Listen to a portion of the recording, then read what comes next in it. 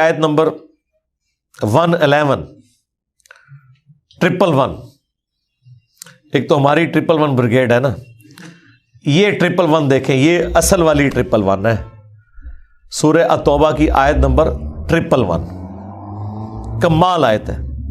یہ جو جتنا یہ فتنہ کھڑا کیا ہوا نا پیری مریدی کا، کہتے ہیں جی جس کا کوئی پیر نہیں اس کا پیر شیطان ہے، پیر ضرور ہونا چاہیے، ٹھیک ہے۔ اور جب ہم پوچھیں یہ کہاں لکھا ہوا ہے، وہ کہتے ہیں وہ جی حضرت بایزید بستامی نے فرمایا ہے۔ بھائی حضرت بایزید بستامی کا قرآن و سنت کے ساتھ کیا لینا دینا؟ دین تو اس شخصیت کے اوپر نازل ہوا ہے جس کی قبر مدینے میں ہے صلی اللہ علیہ وآلہ وسلم۔ وہ کہتے ہیں دیکھیں اللہ کے نبی پیر تھے صحابہ کرام کے، اور صحابہ کرام ان کے مریدین تھے۔ اچھا جی آگے چلیں، کہتے ہیں دیکھیں خلفائے راشدین بھی تو صحابہ کرام کے پیر تھے، حالانکہ اس بیعت کا پیری مریدی کی بیعت سے کوئی لینا دینا نہیں۔ نبی علیہ السلام نے جو بیعت لی صحابہ کرام سے، ایک تو ایمان کے لیے، پلس وہ اللہ تعالیٰ کے ریپریزنٹیٹو تھے آن دا فیس آف ارتھ، اور ان سے اختلاف نہیں ہو سکتا تھا۔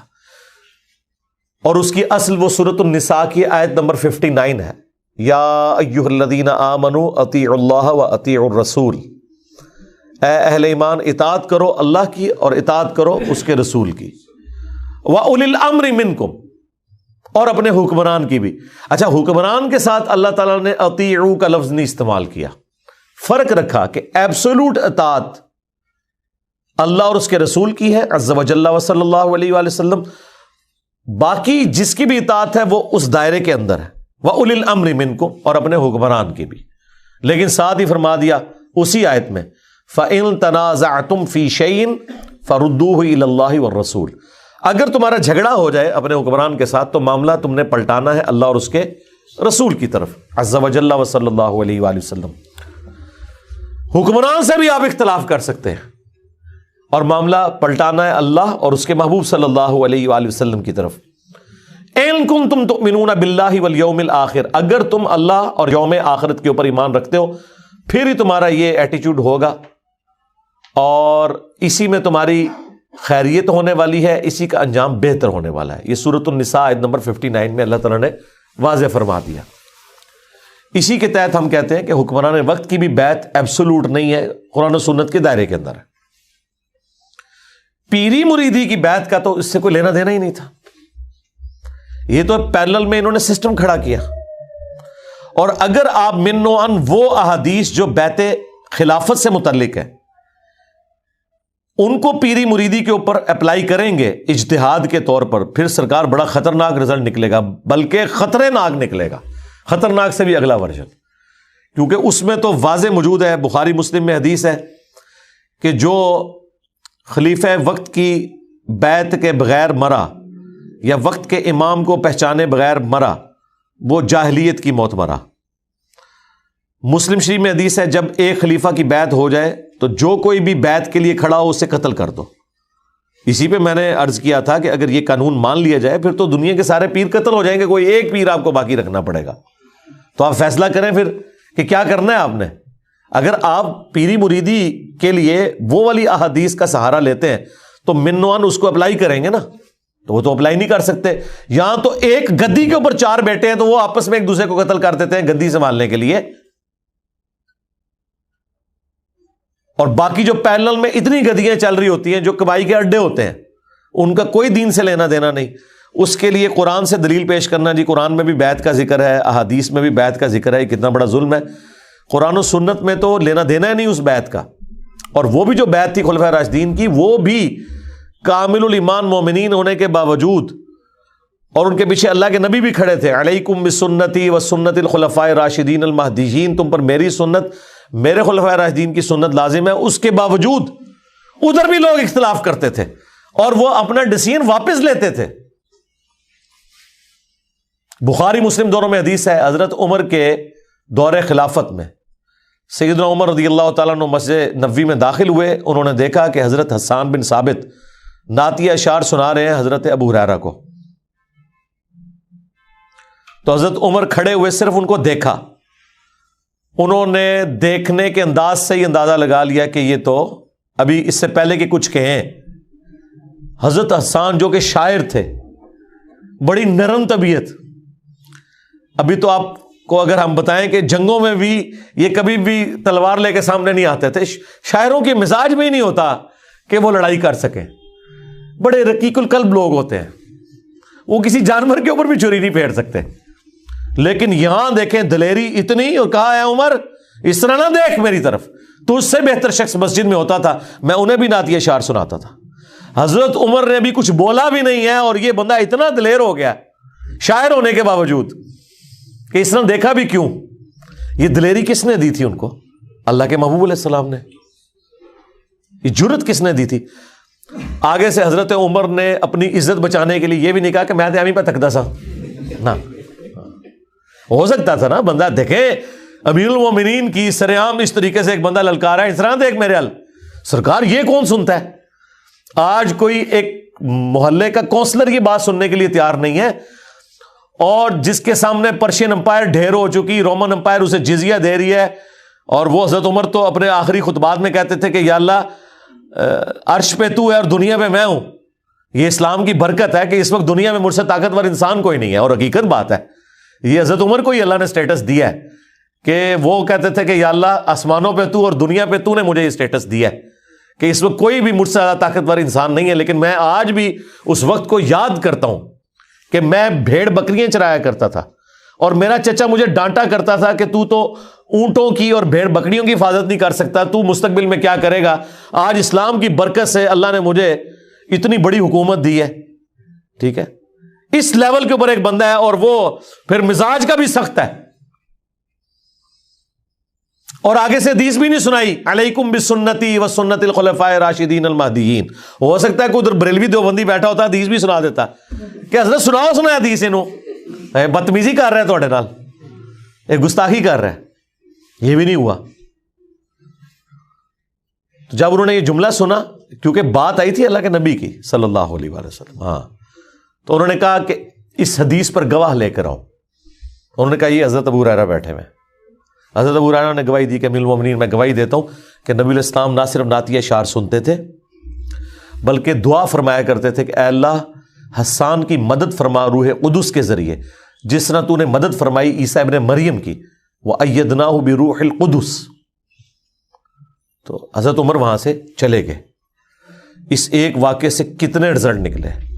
نمبر 1, خلیفہ راشد بھی ہو, اگر وہ قرآن و سنت کے خلاف کوئی بات کرے آپ نے ایکسیپٹ نہیں کرنی. نمبر 2, اعلانیہ اس سے اختلاف کرنا ہے. نمبر 3, خلیفہ راشد کا بھی کتنا جگرا ہوتا تھا کہ وہ حدیث سن کے سرنڈر کرتا تھا. نمبر 4, حضرت عمر حضرت ابو ہریرہ کو ثقہ اور صدوق مانتے تھے, جبھی ان کی گواہی قبول کی. لہذا روافظ کا یہ کہنا کہ وہ حضرت ابو ہریرہ کو جھوٹا سمجھتے تھے یہ بالکل غلط ہے. اس پہ الگ سے میری ایک تفصیلی ویڈیو بھی ریکارڈ ہے. اور نمبر 5, اگر حضرت عمر کو یہ پتا نہیں تھا کہ مسجد نبوی میں محفل نعت ہوتی تھی اور نبی علیہ السلام سنتے تھے, حالانکہ وہ اتنے بڑے جید صحابی ہیں اور خلیفہ راشد ہیں, ان کو بھی یہ حدیث نہیں پتا تھی, تو سرکار اگر آپ کے کسی امام سے کوئی حدیث چھپی رہ گئی ہے تو اس میں اس امام کا مرتبہ کو گر نہیں گیا. اور جی انجینئر صاحب نے دسیا ساڑھے بزرگوں نے نہیں سی پتا, ساڑھے اماموں نے نہیں سی پتا, اور تواڈے بزرگ تے شاہی کوئی نہیں, سیدنا عمر جیسا ہے ہی کوئی نہیں, تیرے امام تے شاہی کوئی نہیں. اگر حضرت عمر سے یہ حدیث چھپی ہوئی تھی کہ مسجد میں نعتیہ اشعار پڑھے جا سکتے ہیں, تو ان کے بعد کون یہ دعویٰ کر سکتا ہے کہ میں ان سے بڑا عالم ہوں؟ تو کسی سے کوئی چیز اوور لک بھی ہو سکتی ہے. کتنے رزلٹ نکلے؟ یہ اس بیعت کا سٹیٹس تھا. یہاں یہ جو پیر بنے ہوئے ہیں ان کے مریدین ان سے اختلاف کر سکتے ہیں؟ کر کے بتائیں. کبھی نہیں کر سکتے. آپ کو سنائیں گے ممبر سے کہ حضرت عمر سے بھرے مجمع میں کسی نے پوچھ لیا تھا کہ مال غنیمت میں ایک چادر ملی تھی سب کو, اور آپ کا قد لمبا ہے, آپ نے کیسے اپنا لباس سلوا لیا؟ ہم اس وقت تک آپ کا خطاب نہیں سنیں گے جب تک کہ آپ کلیریفیکیشن نہ دیں. تو حضرت عمر نے کہا کہ میرا بیٹا بتائے گا. تو عبداللہ بن عمر نے کہا کہ میں نے اپنے حصے کی چادر اپنے باپ کو دی تو انہوں نے اپنا لباس سلوا لیا. یہ جب کوئی واقعہ سنا رہا ہو نا تو اسے آپ نے ممبر سے نہیں نیچے اترنے دینا.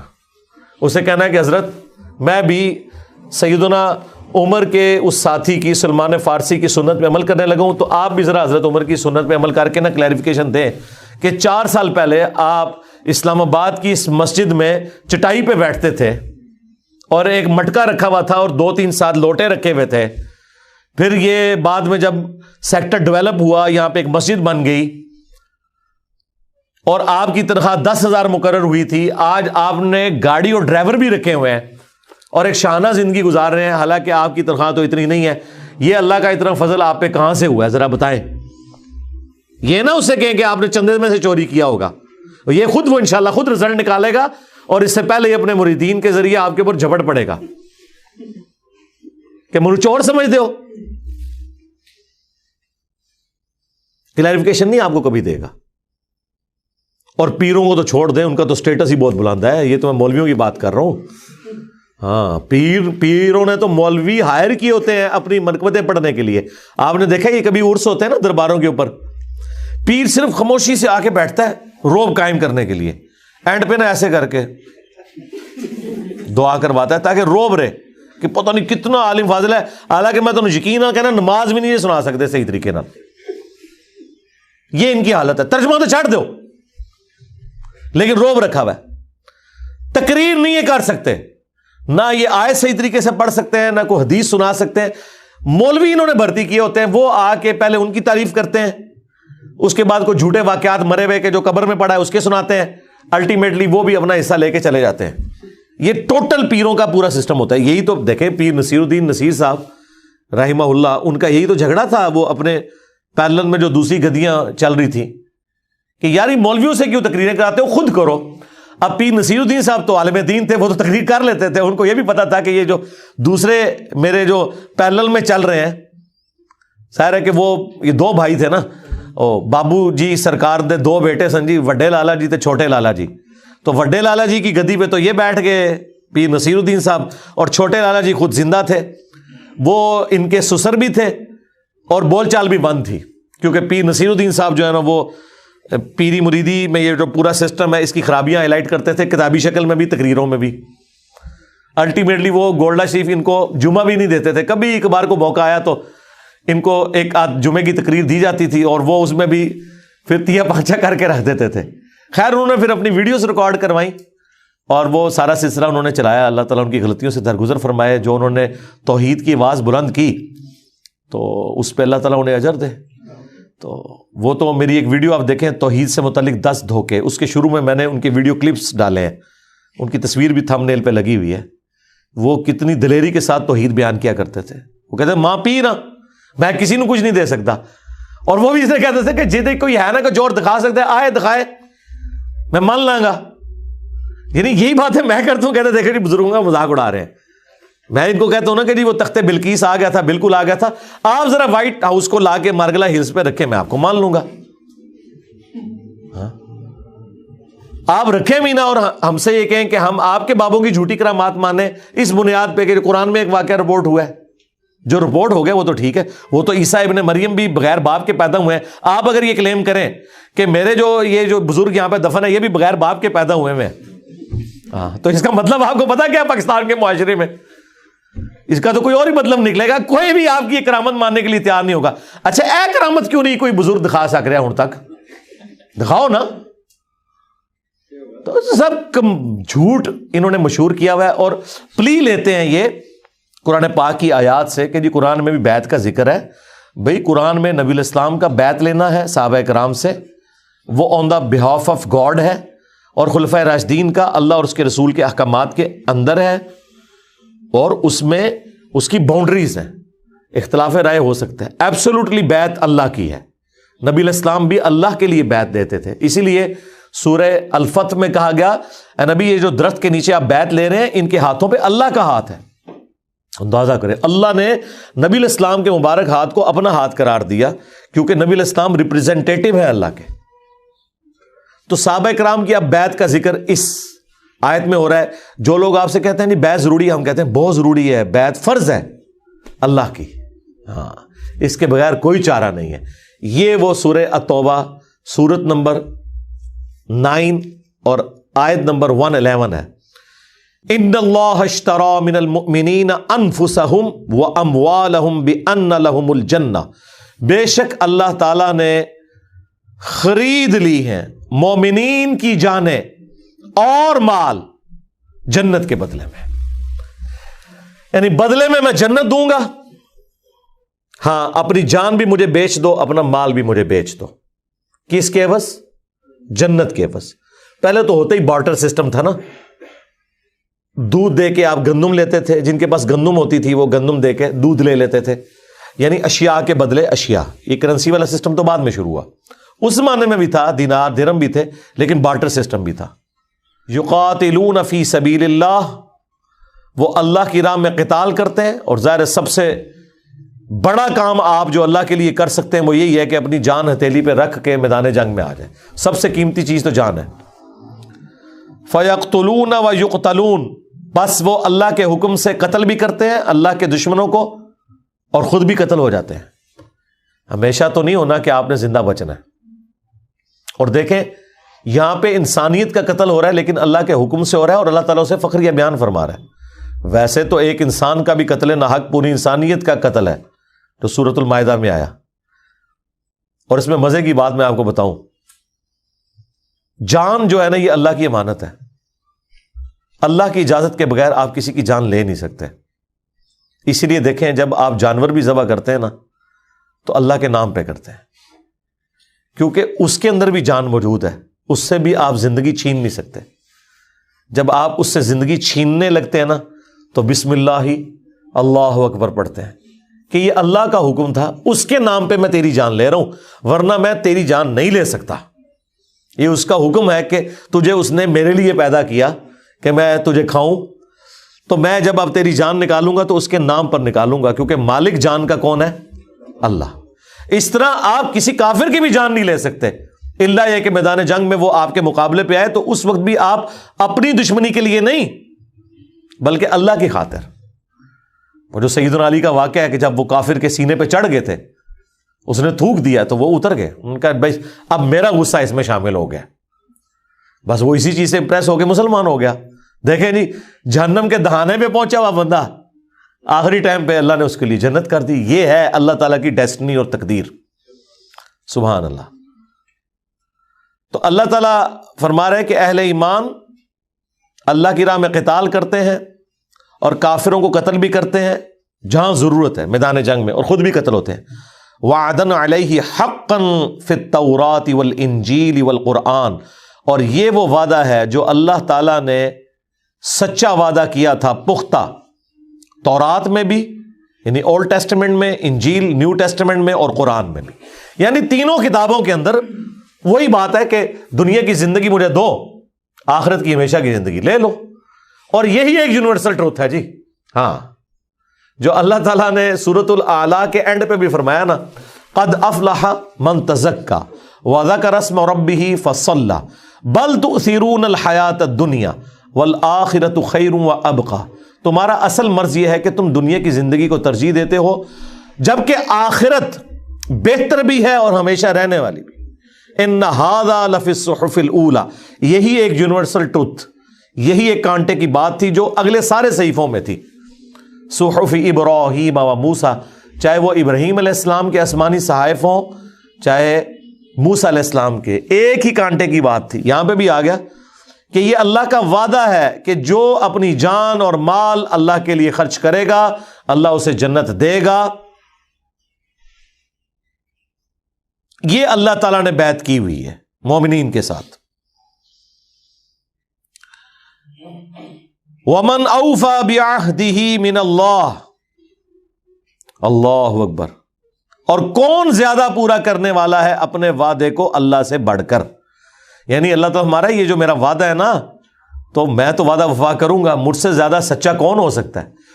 دنیا میں یہ ہو جاتا ہے کہ آپ کبھی محنت بھی کرتے ہیں نا، رزلٹ آپ کے خلاف آتا ہے، کیونکہ اللہ کو کچھ اور منظور ہوتا ہے۔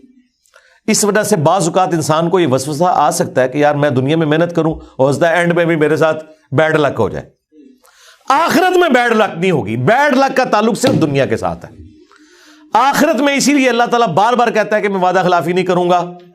وعدہ خلافی یہاں بھی نہیں اس نے کی، اس نے پہلے ہی بتا دیا ہے وَلَنَبْلُوَنَّكُمْ بِشَيْءٍ مِّنَ الْخَوْفِ وَالْجُوعِ وَنَقْصٍ مِّنَ الْأَمْوَالِ وَالْأَنفُسِ وَالثَّمَرَاتِ، میں ضرور آزماؤں گا بھوک کے ذریعے، خوف کے ذریعے، جان اور مال میں نقص کے ذریعے. لیکن آخرت کی زندگی میں کوئی آزمائش نہیں ہے.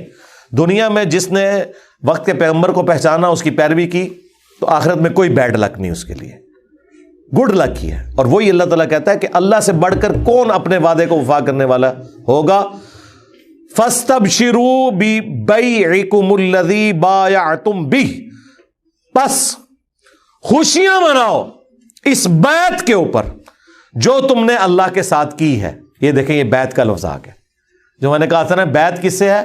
اللہ سے. اور اللہ کہہ رہا ہے یہ وہ بیعت ہے جس پہ خوشیاں مناؤ.